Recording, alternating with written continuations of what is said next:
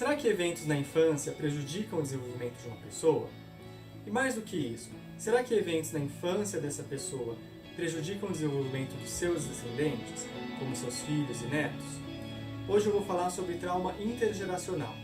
Eu sou Marcos Fontoni, sou psicólogo e neuropsicólogo, mestre em Psicologia do Desenvolvimento pela USP e atualmente doutorando do Departamento de Psiquiatria e Psicologia Médica da Unifesp.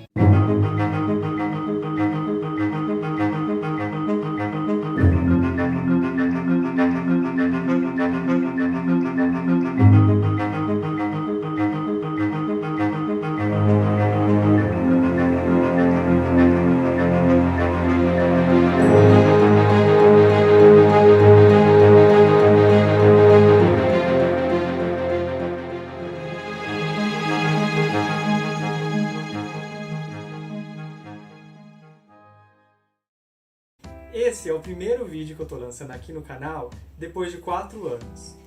Minha ideia é lançar vídeos regularmente a partir de agora. Esse retorno foi influenciado muito por causa da pandemia, da quarentena, porque muitas pessoas, assim como eu, estão ficando em casa e precisando de mais conteúdos para se distrair, ou mesmo para ajudar nos estudos. E como os assinantes mais antigos aqui do canal devem ter percebido, agora o canal tem um nome e até uma vinheta. Além desse canal aqui, pretendo também lançar em breve um outro sobre alguns faça você mesmo que eu faço aqui em casa, como coisas a respeito de elétrica, eletrônica, automação com Arduino, pequenas reformas domésticas e também sobre as minhas plantas. Se você se interessa por esse tipo de conteúdo, continua me acompanhando aqui que em breve eu vou lançar esse outro canal. Bom, mas agora voltando ao assunto desse vídeo. Esses eventos adversos aos quais eu me referi no início são especificamente eventos adversos na infância, ou em inglês, Adverse Childhood Experiences, os ACEs. Os ACEs são caracterizados, por exemplo, por negligência, abuso físico ou sexual, abuso emocional, cuidados ruins devido a psicopatologias ou uso de álcool e outras drogas nos pais ou cuidadores, e etc.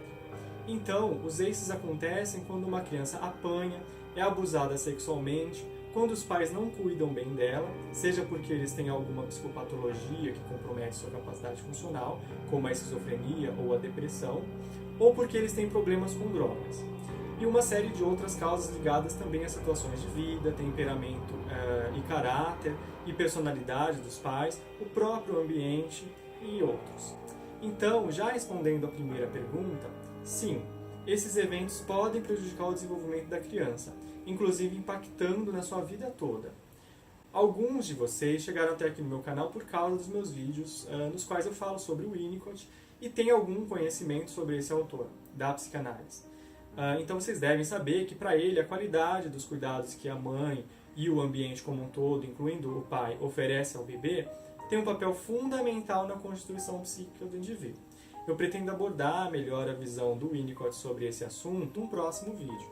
Mas ainda dentro da psicanálise, um dos primeiros autores a descrever o efeito dos ACEs sobre o desenvolvimento infantil foi René Spitz, quando ele avaliou crianças institucionalizadas. Spitz verificou que essas crianças tinham desenvolvimento físico, cognitivo e emocional inferior àquelas criadas no seio familiar. Um outro caso de negligência que impactou o mundo ocorreu na década de 1990 na Romênia, após a queda do regime de governo totalitário que existia lá. Essas crianças foram encontradas em diversos orfanatos em situações precárias de cuidado, higiene e estimulação. Foi verificado que essas crianças tinham circunferência craniana reduzida, dentre outros problemas. Estudos mais atuais mostram que os ACEs estão relacionados a doenças físicas, psiquiátricas, comportamentos de risco, condições sociais e até mesmo a taxa de utilização do serviço de saúde. Existe ainda um fator agravante de quando o indivíduo é exposto a mais de um ACE, por exemplo, se uma criança sofrer tanto abuso físico quanto negligência. Um artigo de revisão sistemática publicado em 2015, aliás, um parênteses aqui, revisão sistemática é um artigo que, explicando rapidamente, analisa diversos estudos científicos que foram publicados ao longo dos anos a fim de verificar se há algum consenso sobre um determinado tema, ou mesmo para direcionar pesquisas futuras. Então, essa revisão de 2015 que eu falei, ela analisou vários estudos e verificou que quanto mais ACEs o indivíduo for exposto, mais condições futuras essa pessoa poderá apresentar. Ou seja, se uma criança sofrer mais de um tipo de abuso, por exemplo, abuso físico e sexual, ou negligência e abuso físico, ou mesmo uma combinação desses, haverá maior chance dela apresentar algum problema no futuro. E esses problemas são uma lista de coisas, como sedentarismo, sobrepeso, obesidade, diabetes, tabagismo, uso de álcool, câncer, cardiopatia, doenças respiratórias, comportamento sexual de risco, psicopatologias, uso de drogas, enfim, uma diversidade de quadros. E os impactos dos ACEs não aparecem só no futuro, na forma desses problemas que eu citei. A criança exposta a eventos adversos apresenta déficits cognitivos, emocionais e problemas na socialização, além daqueles outros que eu já tinha falado sobre as observações de Spitz e também os das crianças romenas. Esses déficits, por sua vez, podem levar a quadros associados, como o TDAH. Os problemas afetam inclusive o desenvolvimento neurobiológico. Acontece que quando nós somos expostos a um estressor, como é o caso dos ACEs, nosso cérebro dispara uma reação adaptativa para lidar com esse estressor.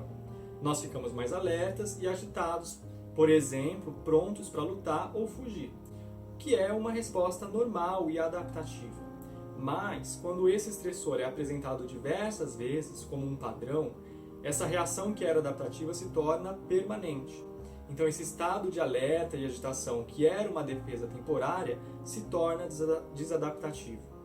Algumas crianças tomadas por esse estado de alerta e agitação constantes podem ser inclusive erroneamente diagnosticadas como TDAH, mas na verdade elas são hipervigilantes devido a esse padrão de funcionamento. Bom, então agora nós já sabemos que uma pessoa tem seu desenvolvimento afetado pelos eventos que passa na sua infância. Mas e os filhos dessa pessoa? Será que eles também são afetados pelos traumas que os pais sofreram? Ou seja, será que, por exemplo, uma mãe que foi abusada sexualmente na infância dela pode transmitir esse trauma para o filho dela e esse filho apresentar algum problema no seu desenvolvimento?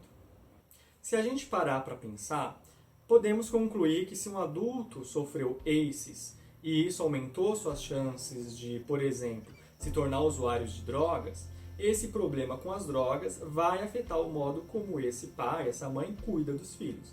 Quer dizer, nesse caso, o adulto que abusa de álcool ou outras drogas, isso prejudica a sua capacidade de cuidar de seus filhos. Então, os ACEs podem impactar de maneira explícita o desenvolvimento da prole, ou seja, por meio de um comportamento dos pais. Por outro lado, já sabemos que os ACEs também podem afetar a prole por meios não tão evidentes, por exemplo, por meio de mecanismos genéticos, epigenéticos, condições hormonais durante a gestação e mesmo alguns comportamentos maternos sutis, como por exemplo a qualidade da interação que ela estabelece com o seu bebê.